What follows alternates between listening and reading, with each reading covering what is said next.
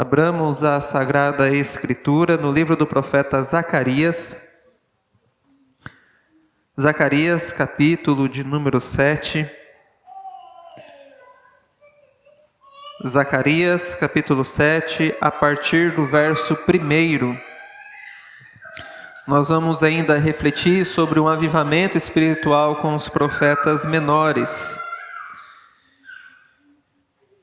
Zacarias, capítulo de número 7, a partir do verso 1, nos diz assim: aquela que é infalível, inerrante e autoritativa, palavra de Deus. No 4º ano do reinado de Dário, no 4º dia do 9º mês, que é o mês de Quisleu, a palavra do Senhor veio a Zacarias. Ora, o povo de Betel tinha enviado Sarezer, Regem-Meleque e seus companheiros para suplicarem o favor do Senhor, perguntando aos sacerdotes que estavam na casa do Senhor dos exércitos e aos profetas: devemos nós continuar a chorar com jejuns no 5º mês, como temos feito por tantos anos? Então a palavra do Senhor dos exércitos veio a mim, dizendo: pergunte a todo o povo desta terra e aos sacerdotes: quando vocês jejuaram e prantearam no 5º e no 7º mês, durante estes 70 anos, será que foi realmente para mim que vocês jejuaram?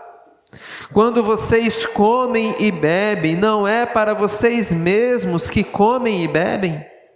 Será que vocês não ouviram as palavras que o Senhor pregou pelo ministério dos profetas que nos precederam, quando Jerusalém estava habitada e em paz com as suas cidades ao redor dela, e o sul e Cefelá eram habitados? Amém. Oremos ao Senhor mais uma vez, meus irmãos. Bendito seja o Senhor, Deus e Pai de todos nós. Nós estamos como discípulos, como filhos, sentados aos teus pés nesse momento. E rogamos para que o Senhor fale poderosamente ao nosso coração, transformando a nossa maneira de viver, para que possamos ser sal e luz neste mundo de trevas. Nos ajude, porque nós carecemos da iluminação e da aplicação do Santo Espírito do Senhor neste momento. Amém. Meus irmãos, eu vou falar nessa manhã um tema que nós não vemos com tanta regularidade, principalmente entre irmãos reformados. Nós não temos tanta facilidade, nós não comentamos sobre este assunto com tanta naturalidade. O assunto que eu vou tratar aqui nessa manhã, nós não temos grandes compêndios teológicos escritos sobre ele. O assunto que eu vou tratar aqui nessa manhã, juntamente com os irmãos, alvo da nossa reflexão, é um assunto que faz parte da vida comum da igreja. O assunto que nós iremos abordar nessa manhã é acerca do jejum. Ainda devemos jejuar hoje? Será que o jejum é uma prática para nós como cristãos hoje? O que a Bíblia nos diz acerca dessa prática ou atividade espiritual para nós? Meus irmãos, a Sagrada Escritura nos revela muito sobre essa matéria. Nós vemos alguns exemplos e algumas práticas disso muito bem estabelecida na palavra de Deus. Nós vemos jejum sendo estabelecido como uma prática nacional, onde toda uma nação é chamada para praticar o jejum. E o que é o jejum? O jejum é o tapar a boca, é o deixar de se alimentar com um objetivo e um propósito. É deixar de nutrir o nosso corpo para que nós possamos buscar com mais intensidade a Deus.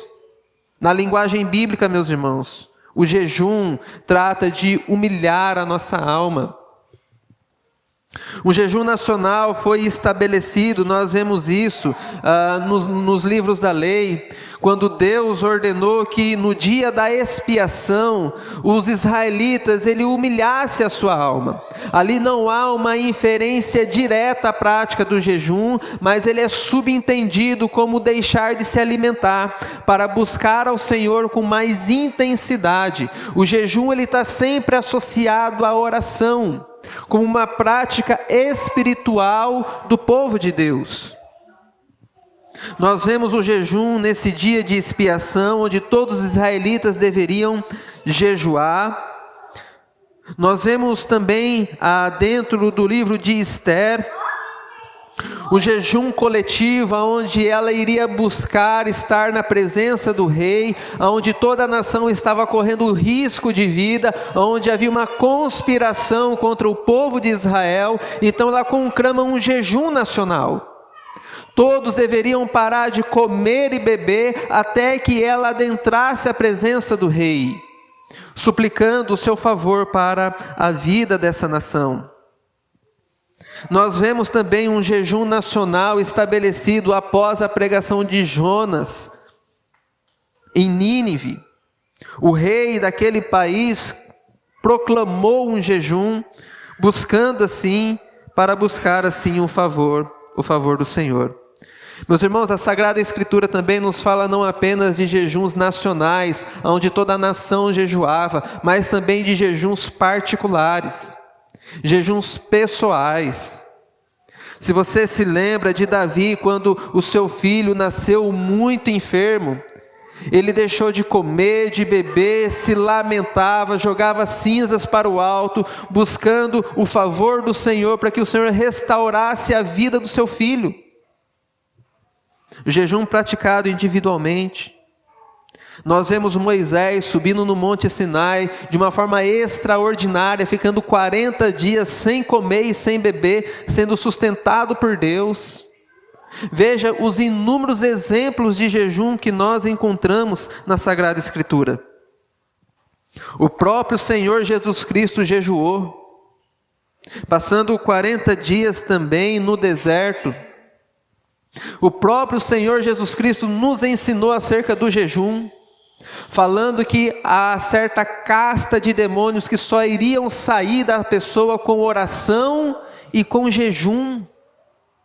E ainda há pessoas no nosso meio, dentro do meio reformado, dentro do meio evangélico, dizendo que o jejum não é necessário para nós, que o jejum é coisa da antiga aliança, que o jejum não faz mais parte da vida comunitária da igreja.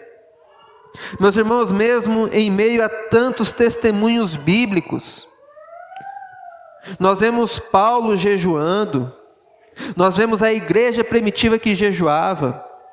Existe um documento da igreja chamado Didaquê, que ele é uma espécie de catecúmenos da igreja primitiva do primeiro século. E ali tem algumas instruções de como os discípulos deveriam, os cristãos deveriam viver. E ele fala também acerca do jejum. Ele diz o seguinte: os seus jejuns não devem coincidir com dos hipócritas. Eles jejuam no 2º e no 5º dia da semana. Porém, vocês devem jejuar na quarta-feira e na sexta-feira. Esse é um documento da igreja antiga, mostrando que o jejum fazia parte das atividades espirituais do povo de Deus.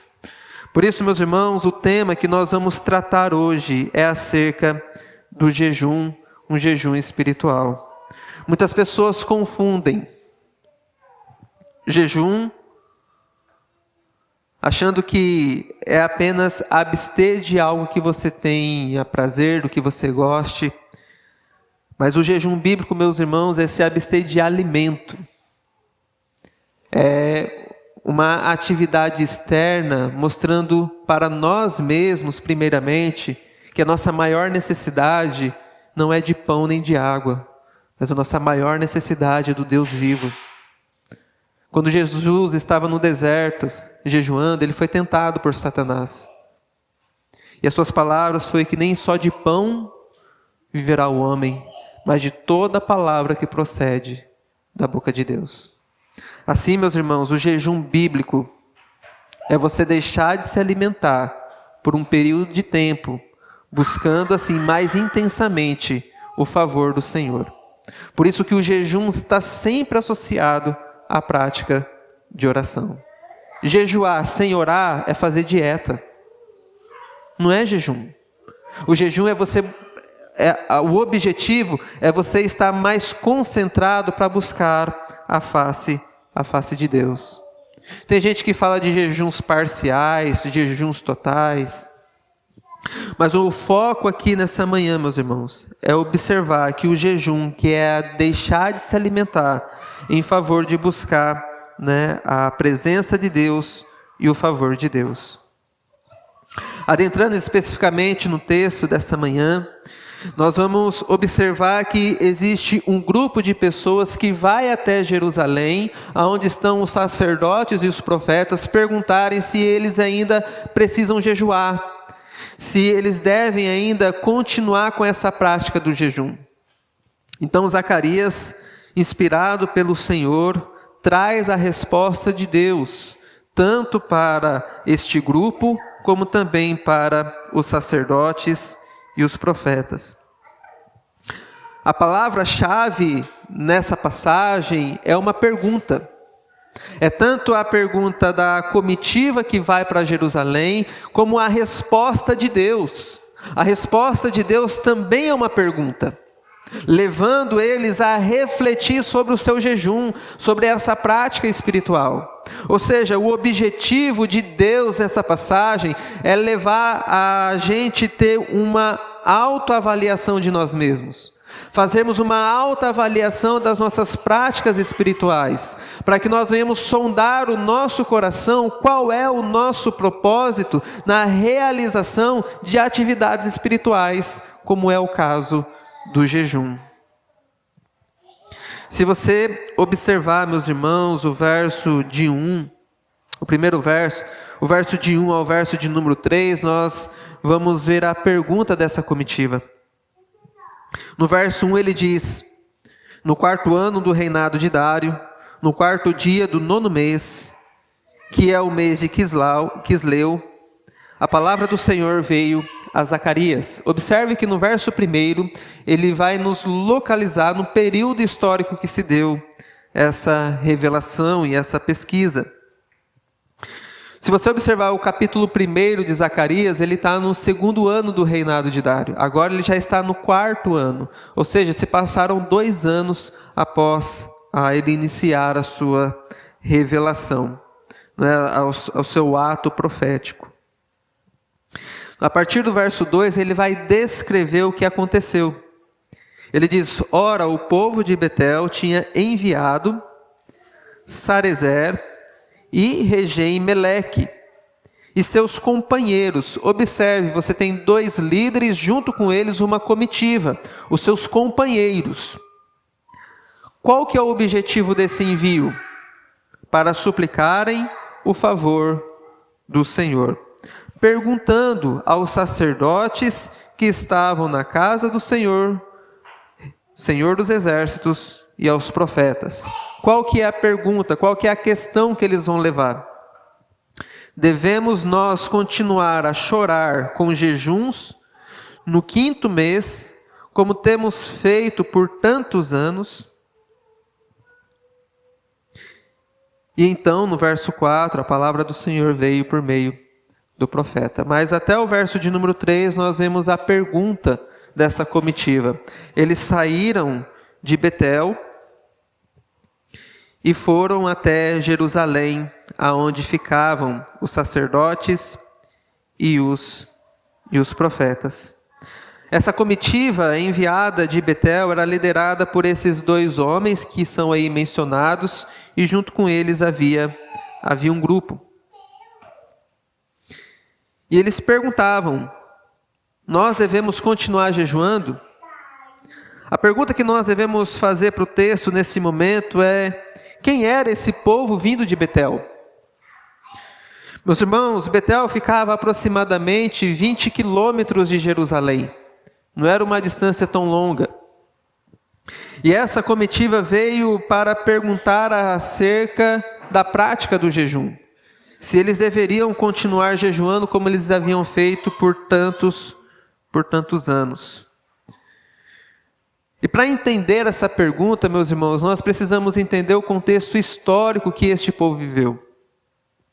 A região de Betel era uma região em que havia muitas pessoas que não eram da nação de Israel. No reino sírio foi enviado para lá muitas pessoas que não faziam parte da nação de Israel.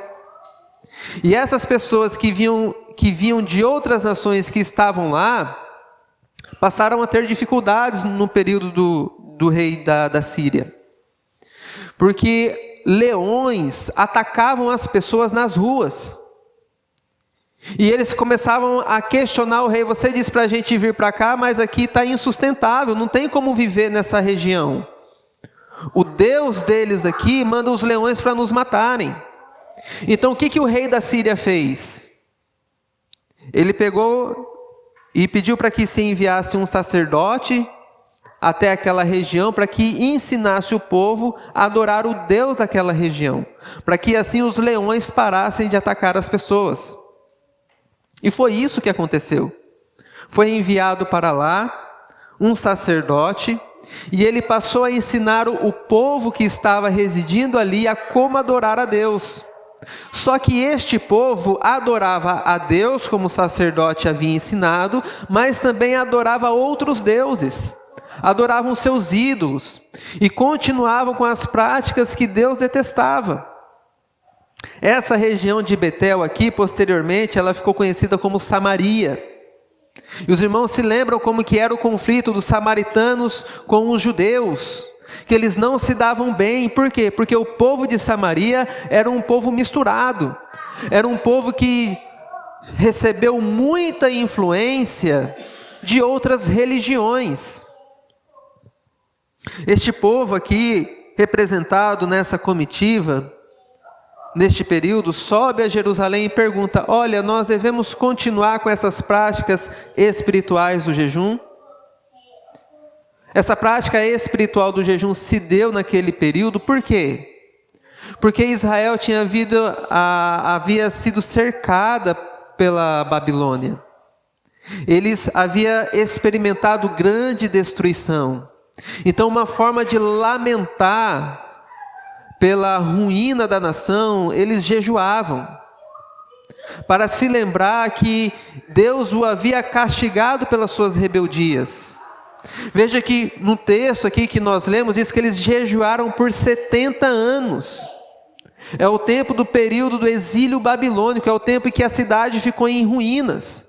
Por que é que nós vamos continuar jejuando agora, se a cidade está sendo restaurada? Por que é que nós vamos continuar com essas práticas espirituais, se o povo de Deus já está retornando para a sua cidade? Então, por conta dessas questões, eles subiram para Jerusalém, a fim de perguntar se eles deveriam ou não continuar com a prática do jejum. E aqui, meus irmãos, nós observamos algumas verdades. O texto deixa bem claro que eles subiram para, primeiramente, suplicarem um favor do Senhor e para perguntarem acerca da questão do jejum, para saber a validade, se aquela atividade espiritual realmente estava sendo aceita por Deus. E é interessante nós observarmos que mesmo um povo com um histórico tão ruim de miscigenação, de adoração a ídolos, de rebeldia ao Senhor, ainda se preocupava com as práticas espirituais. Havia uma preocupação com essas disciplinas.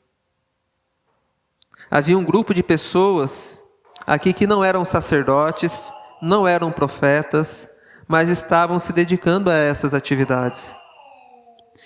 E observe também que existe uma persistência nessas atividades.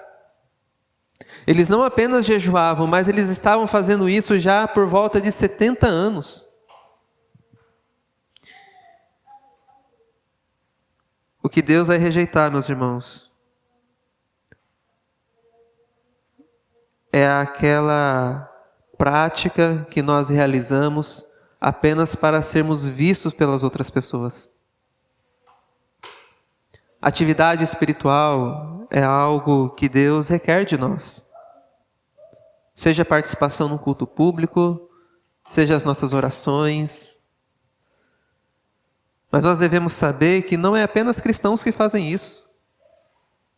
Não é só pessoas que estão comprometidas com Deus, que realmente oram, que jejuam, que tentam buscar a Deus.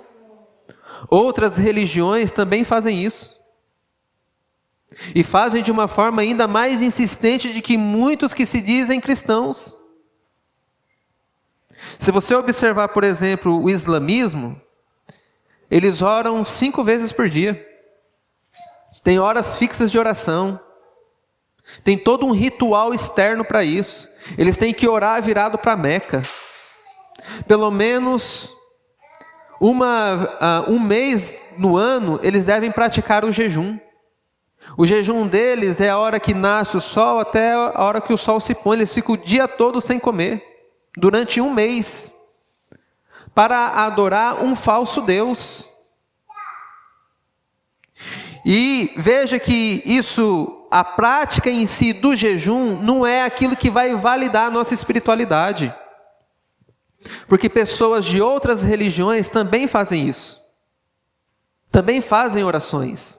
Também exercem disciplinas espirituais. E por vezes mais dedicados do que muitos cristãos. Aqui, meus irmãos, nós devemos sondar acerca das nossas práticas espirituais. Tem cristãos que nem levam em consideração a isso. Que não abrem mais a Bíblia para ler nos seus devocionais, não tem mais prazer na comunhão com o Senhor. A prática do jejum sempre é mal vista, sempre é associado com uma vertente carismática do cristianismo. Você vai falar muitas vezes para o reformado acerca do jejum, ele vai contrapor você dizendo que isso é coisa de católico romano, de pentecostal. E não, meus irmãos, o jejum é uma prática bíblica. E nós vemos isso sendo estabelecido na palavra de Deus. Mas observe o que Deus diz acerca disso. Então, a palavra do Senhor dos exércitos veio a mim, no caso Zacarias, dizendo. E agora nós vamos ver a resposta de Deus para esse questionamento. No verso de número 5, ele responde uma pergunta com uma outra pergunta. Ele diz: pergunte a todo o povo desta terra e aos sacerdotes. Veja que a pergunta é para aqueles que estão solicitando, como também para os sacerdotes. Quando vocês jejuaram e prantearam no 5º e no 7º mês, durante esses 70 anos, será que foi realmente para mim que vocês jejuaram? Quando vocês comem e bebem, não é para vocês mesmos que comem e bebem? Será que vocês não ouviram as palavras que o Senhor pregou pelo ministério dos profetas que nos precederam? Veja que Deus responde essa questão fazendo uma pergunta também. E qual que é o objetivo? Para que eles sondem o propósito dos seus corações nessas atividades espirituais. Você pode estar engajado na oração, no jejum, mas você pode estar fazendo isso apenas para serem vistos pelas pessoas. É o que ele pergunta. É realmente para mim esse jejum? Vocês estão comendo e bebendo realmente para a minha glória e o meu louvor? Há uma necessidade, meus irmãos, de nós fazermos uma autoavaliação sobre as nossas disciplinas espirituais. Se nós realmente queremos uma reforma espiritual, nós devemos começar primeiramente em nós, sondando as nossas motivações. Há uma necessidade de fazer uma autoavaliação sobre a vida comum, o comer e o beber. Ele questiona a prática do jejum, dizendo: é para mim que vocês estão fazendo isso?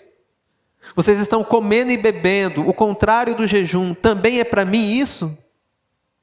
E terceiro, Vocês não têm ouvido a palavra que o Senhor tem dito por meio dos profetas? O que Deus está fazendo, meus irmãos, é chamando o seu povo a uma autorreflexão. O que é que você tem feito da sua vida? As pessoas podem te conhecer como uma pessoa religiosa apenas. Você pode estar vindo para a igreja, vestindo uma roupa bonita, e isso não servindo para absolutamente nada para Deus. Porque essa era a prática comum dos fariseus. Considere a palavra do Senhor Jesus sobre esta questão. Jesus conta de um publicano e de um fariseu que subiu no templo a fim de orar.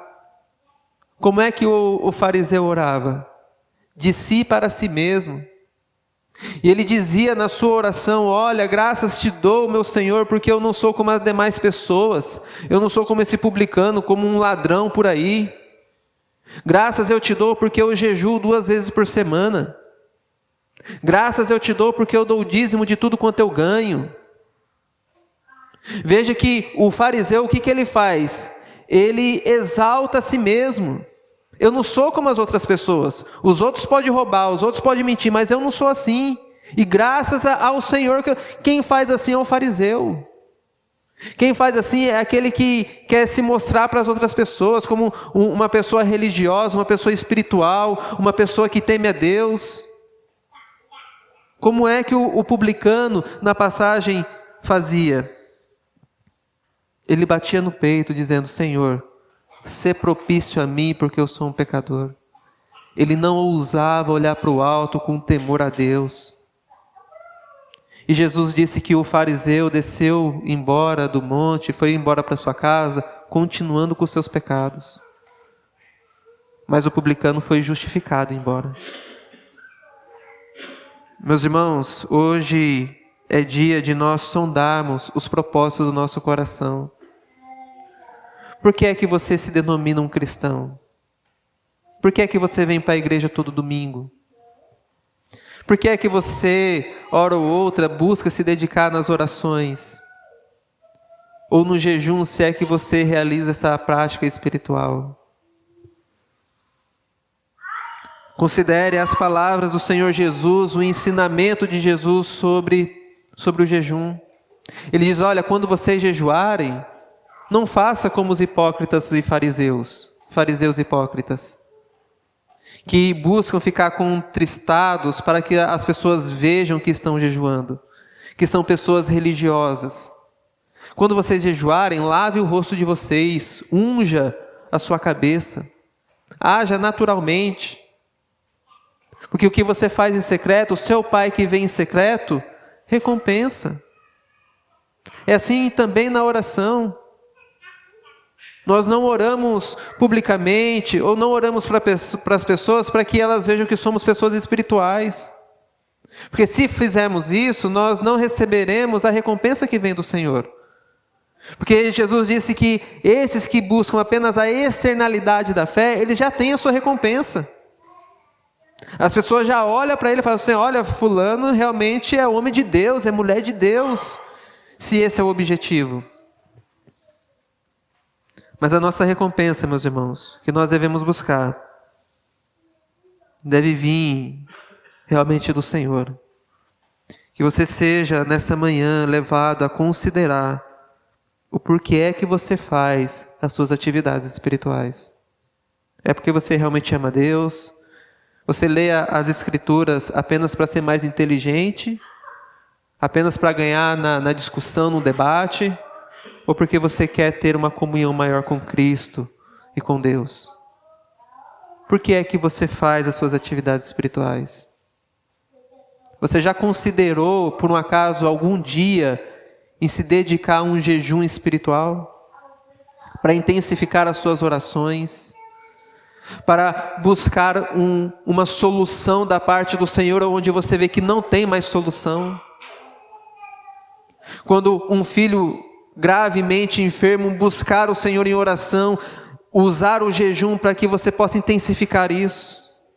Quando um problema familiar te acomete, você vê, meu Deus, não tem solução para essa questão, eu preciso buscar o Senhor, eu vou me abdicar da minha refeição, porque eu preciso de Deus.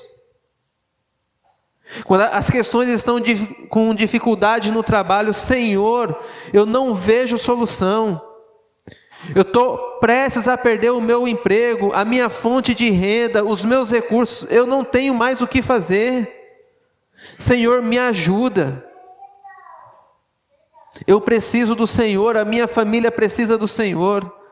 E para isso eu vou deixar de me alimentar por um período de tempo, porque a minha necessidade maior é o Senhor, não é outra coisa. Necessidade vital para nós, meus irmãos, é comer e beber. Se nós deixamos de fazer isso porque nós vemos algo ainda mais importante e maior, é isso que nós estamos dizendo para o nosso corpo quando praticamos o jejum. Então, meus irmãos, olhando para a passagem, nós vemos este grupo que vai até Jerusalém perguntando acerca do jejum e a resposta de Deus. E qual é a resposta de Deus? Para que vocês considerem, para que vocês vejam se é realmente para Deus que vocês estão fazendo. E aqui nós temos algumas considerações. A primeira é que Deus não disse para que eles parassem de jejuar, mas disse claramente para que sondassem o propósito do coração, a fim de realizar as disciplinas espirituais corretamente. No momento histórico, eles poderiam parar com o jejum, porque o motivo agora não era mais de lamentação, porque Deus havia já restaurado a sorte de Sião. Deus já estava trazendo o seu povo para a sua terra de origem. Deus estava levantando profetas e sacerdotes. Era motivo agora de celebração, de júbilo, porque Deus havia restaurado. Meus irmãos, nós devemos sondar o nosso coração, porque ele é enganoso e ele não sabe corretamente o que se deve fazer para o seu Deus. A segunda consideração que nós fazemos é que Deus rejeita a adoração quando ela está divorciada de um coração reto. Deus rejeita a adoração quando ela está separada de uma vida íntegra. E é isso que nós vamos ver a partir do verso 8 em diante. Você pode fazer tudo o que você está fazendo e ainda ser reprovado pelo Senhor. Porque Deus, ele requer de nós um coração íntegro, inteiramente dedicado a Ele. Você pode não saber orar muito bem, você pode conhecer apenas algumas passagens específicas da Bíblia. Todavia, se você tem o seu coração nos átrios do Senhor, se você entende que a sua vida depende dEle, e que você se entrega inteiramente a Ele, Ele recebe você nos seus átrios com alegria. Quando você reconhece que você é um pecador miserável e que somente por Cristo Deus te recebe, Ele tem prazer em abençoar. Mas se você faz o que faz apenas para serem visto pelas pessoas, você está no caminho de destruição e de morte. A vida cristã, meus irmãos, é mais do que participar dos cultos ao domingo. A vida cristã é mais do que saber orar o Pai Nosso, ou recitar um credo apostólico com as principais doutrinas da igreja. A vida cristã é viver com integridade diante de Deus. É rasgar o coração na presença dEle. É se derramar, seja no lamento ou seja na alegria, porque você sabe que Ele é o seu Deus, o seu Salvador. A conclusão que nós chegamos é que se não for por Cristo, por meio de Cristo e para Cristo, tudo é vão na nossa vida. Se não for por meio dEle, para Ele, para a glória dEle, nós estamos vivendo em vão. O seu trabalho, na sua casa, no seu serviço, as suas atividades na igreja, se não for por meio de Cristo e para Cristo, você está vivendo e fazendo tudo errado. Por isso, hoje nós vamos refletir sobre o propósito do nosso coração e a necessidade que nós temos do nosso Redentor. Amém?